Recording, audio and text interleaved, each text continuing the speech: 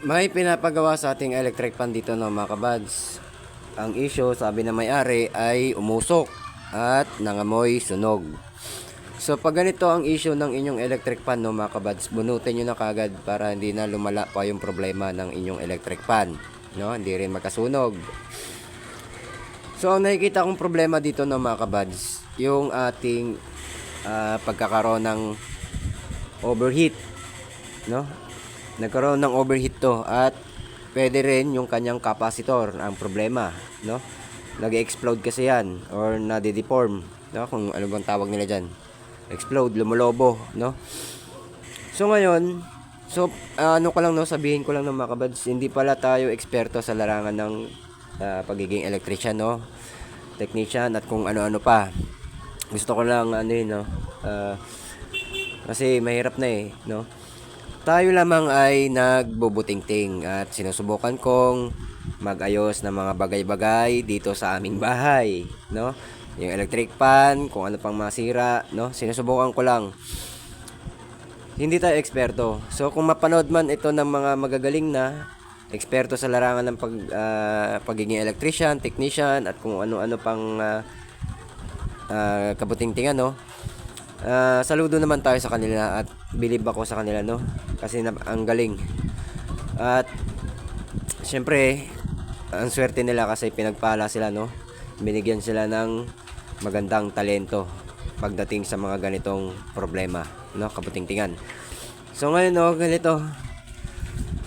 Check natin yung kanyang resistance. Unahin natin yung kanyang plug. Check natin yung windings, baka mamaya may problema na, no? So kung di ako nagkakamali, yung ating gamit, no, multimeter digital. So para sukatin yung kanyang resistance dito, no, depende sa kanyang laki ng motor. So punta tayo sa 20K. So dapat magkakaroon tayo ng reading, no?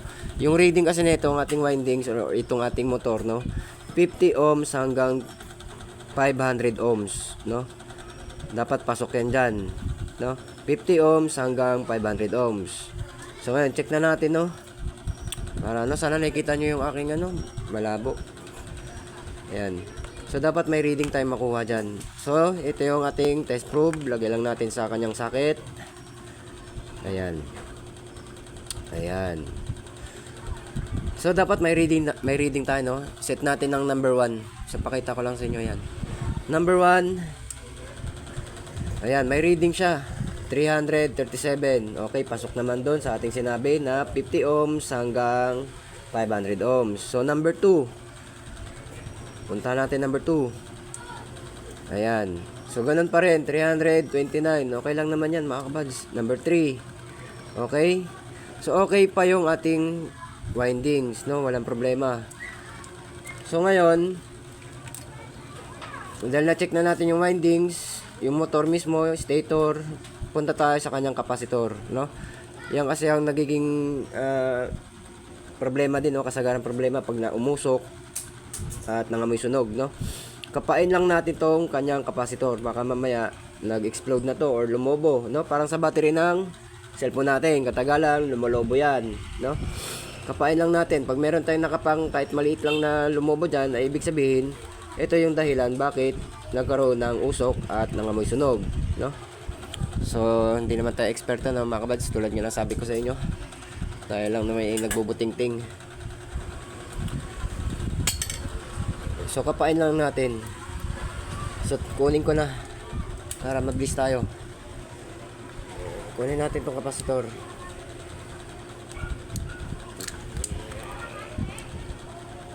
Ayan. May nakapa na ako, mga kabads. Sure ball na to. Ito yung problema. May nakapa na ako. May nakapa na akong bilog, no? So yan. Kunin natin yan, kapasitor. So yan. Ito yung problema. Ayan, no? Kung nakikita nyo. Yan. Ibig sabihin, sira na to. No? Hindi na pwedeng gamitin to. Baka mamaya magkaroon pa ulit ng problema, no? So ngayon, kunin na natin yan. So ito nga pala yung ating electric fan na inayos ko, no? Yung bushing shafting niya, matagal ng panahon, no? Ayan. So ito, nagkaroon siya ng problema. Ito naman, umusok at nangamoy sunog daw. So okay naman yung ating windings. Kung di ako nagkakamali sa aking pinaggagawa. Ayan. Papalitan natin yan ng bagong kapasitor, no? So ako ay meron namang extra dyan, kaya okay lang yung ipapalit natin kung yun lang, no? So okay pa naman yun dahil sinukat na natin yun, no? Ginawan ko na lang video. So pag ano lang issue ng electric pan yun, no? Umusok, nangamoy sunog, ay wag nyo nang gamitin pa, no? At i-check nyo kagad yung kanyang kapasitor, baka yun lang ang problema. At hindi na nyo na kailangan gumamit pa ng tester, no? Siyempre, unahin nyo muna kung ano talaga yung pinakamadali na gawin, no, bago kayo buting-ting talaga. So nakita nga natin yung kapasitor ay may problema, no, lumobo. Ayan, so may problema na yan pag ganyan. So ayan, no, kinuha na natin. Mamaya subukan natin yan. So hanap tayo ng pamalit. So yung kapasitor niya ay 1.5 microfarad, no? Pwede rin kung walang 1.5, 1.7, pero wag lang kayong maglalagay ng 2 microfarad dahil hindi yan yung angkop, no? Kung ano yung nakalagay dyan, yun din ang ilagay nyo, mas maganda, no? Ayan, so ito 1.5. Ayan, pareha sila. So ito yung lobo sira nyo, ayan. So ayan, 1.5 microfarad, no? So yung pula, automatic naman yan. Yan yung pula, no? Positive, negative. Ayan. So titingnan natin, susubukan natin kung uusok to, no? Pag umusok ay may problema na talaga yung no, windings natin. Dapat nang palitan yung motor. Mga ganyang pagkakataon, no, or senaryo ng inyong electric fan. So kuha lang ako ng tape, popost ko muna saglit. So yan, no, kinabit na natin yung pinalit natin na kapasitor, no. Pakita ko lang sa inyo, bahala na kung mahaba yung video natin.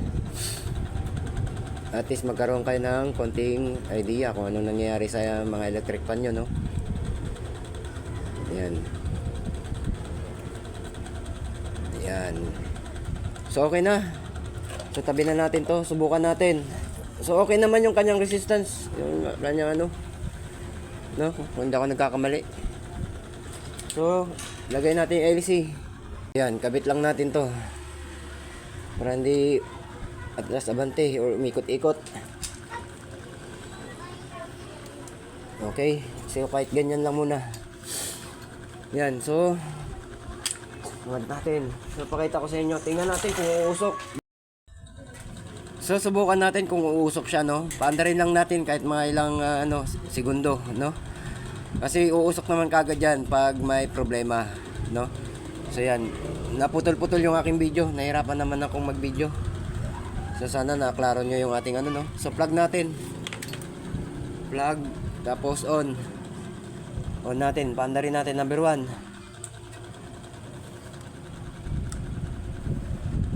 So yan, tingnan natin kung uusok. Pag umusok, bunutin natin agad para hindi tayo magka-problema. So malakas yung ikot niya, number 1. So okay pa yung bushing shafting niya, no. Ayan, so mabilis din yung kanyang ikot, no. Kasi pag mabagal yung ikot may problema yan sa kapasitor. At pwede rin yung bushing shafting. So okay naman, hindi naman siya umusok, no. Wala naman akong naamoy. At wala rin akong naririnig na kung anong lagotok, no. Minsan kasi nag-iingay yan, sobrang dumi or may tama na yung bushing shafting. So okay na tayo, okay na siya mga kabads. Ang problema ay kapasitor, no. Pag umusok, nangamoy sunog, bunutin agad, palitan or i-check muna kagad yung kapasitor para hindi na kayo mahirapan pang magbuting-ting ng matagal, no. Pag may tama ang kapasitor, palitan nyo, subukan nyo. Pag gumana ay okay na, no. So yun lang, no, mga kabads. Okay naman siya, number 2. Okay. So okay naman siya. So off ko na. Mahaba na yung aking video. So okay na tayo. Yung issue ng ating electric fan na pag umusok at nangamoy sunog. So, okay na tayo no mga kabads. Maraming salamat. God bless.